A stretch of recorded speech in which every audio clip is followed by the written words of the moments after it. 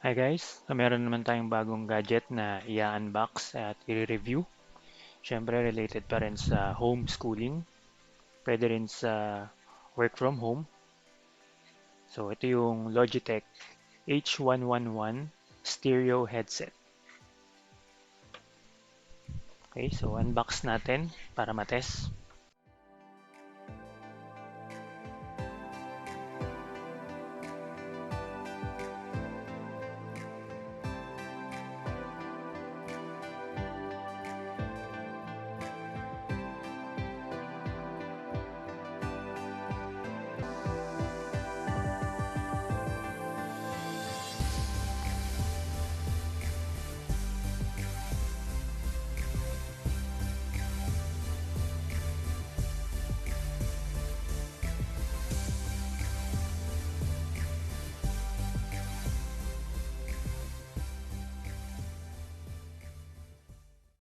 So okay guys, ito yung pinaka headset. So makita nyo, single jack siya. Depende sa preference yung iba kasi dual jack. Pero yun yung actually mas lumang version sa mga laptops na merong separate jack for um, earphones and separate jack for the mic.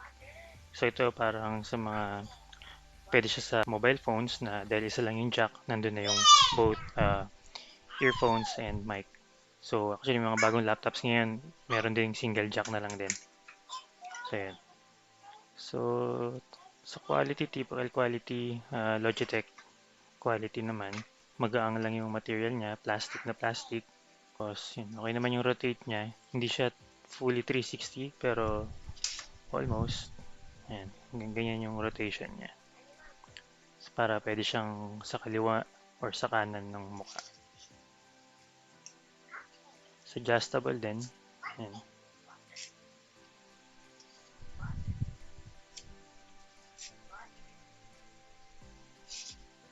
Ayun.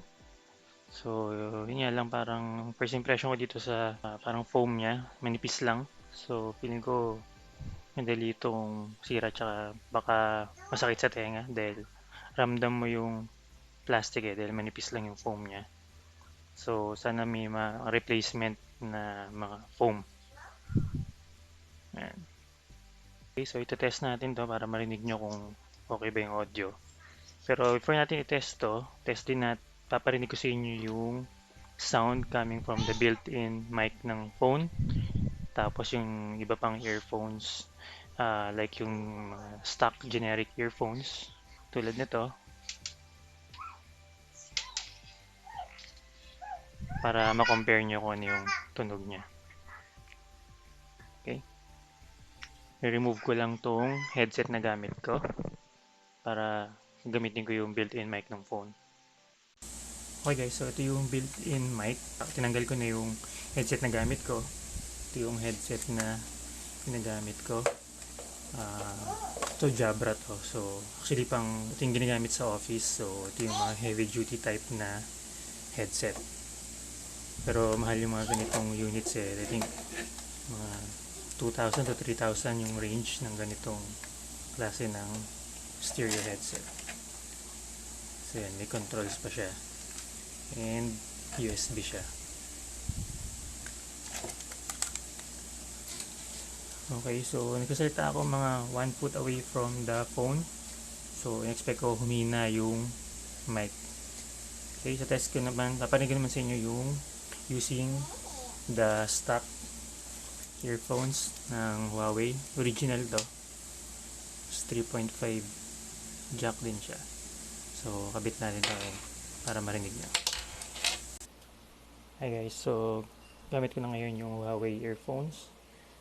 So, kayo na mag-judge kung ano yung quality na to. Pero alam ko yung ganitong earphones, sensitive yung mic, kaya lang wala siyang noise cancellation or noise reduction. So, alamang rinig na rinig yung background noise. Test natin nga magpatugtog ng background noise dito. So, okay, so ito gamit ko na ngayon yung stock earphones ng Huawei. Ito yung gamit ko ngayon. So, original siya from Huawei. So, ayan. So, pakinggan nyo kung musta yung mic niya. and may nagrarun na video sa background ko. So, check nyo kung na-filter ba niya yung noise, yung background noise. And kung clear pa rin yung boses ko. So, yan. Next na test natin naman yung Jabra headset na ginagamit sa work para ma-compare nyo rin siya dun sa budget na headset na Logitech H111. Okay guys, so this time gamit ko naman yung Jabra na headset na ang connector niya is USB. Gumamit lang ako ng OTG Type-C adapter para makabit ko siya sa phone. So, ayan. Hindi ko binago yung volume nung sa TV, yung background noise. So, observe nyo kung mas okay yung noise reduction or noise cancelling nitong headset na to. Observe nyo kung clear pa rin yung voice quality. Okay, next, itetest na natin tong Logitech H111. Tapos compare natin ano ba yung, kung malaki ba difference from expensive na headset compared sa budget na headset. Okay, hi guys. So, ito na, gamit ko na yung Logitech H111 stereo headset. So, ayan.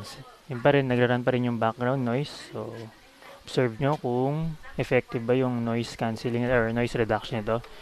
Well, actually sabi dito sa product specs niya, wala naman nakalagay actually yung noise cancellation. Parang may nakalagay lang dito na noise reduction.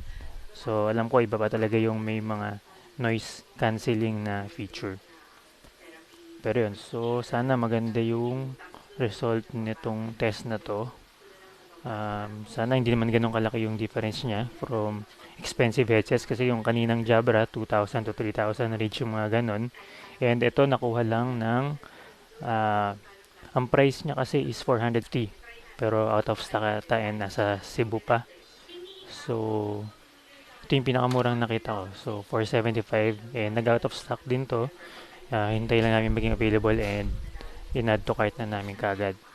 Actually, matagal-tagal din kami naghanap ng headset sa Shopee and Lazada. So, marami doon mga mura. Actually, may mga gaming headsets pa nga. Kaya lang, mababasa mo yung review doon. Yung mic, minsan on and off. So, hindi siya ganun ka reliable or hindi talaga siya designed for Zoom or mga meetings. So, and then nagpunta rin kami sa mall.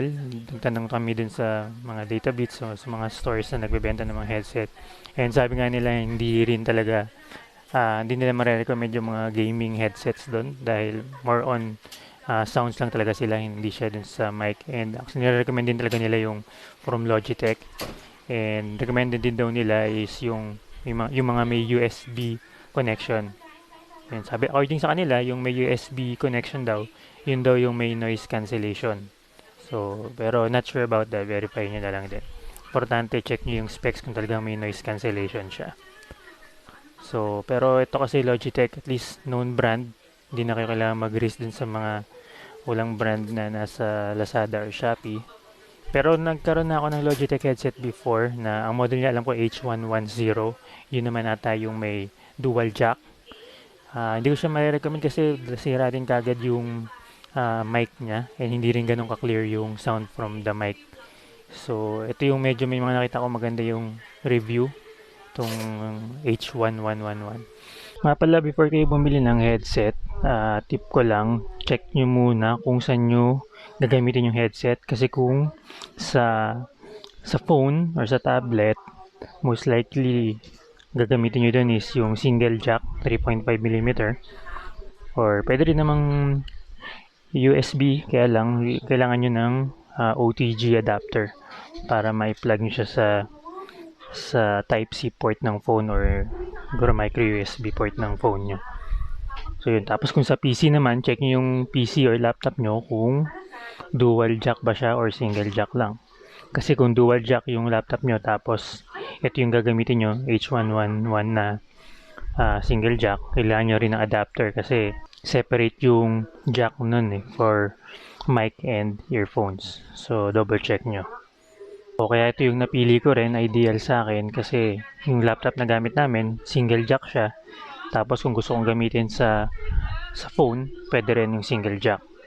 Hindi ko na kailangan gumamit ng kahit anong adapter.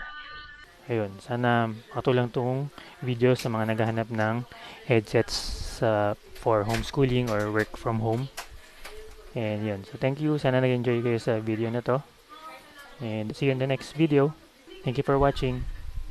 God bless.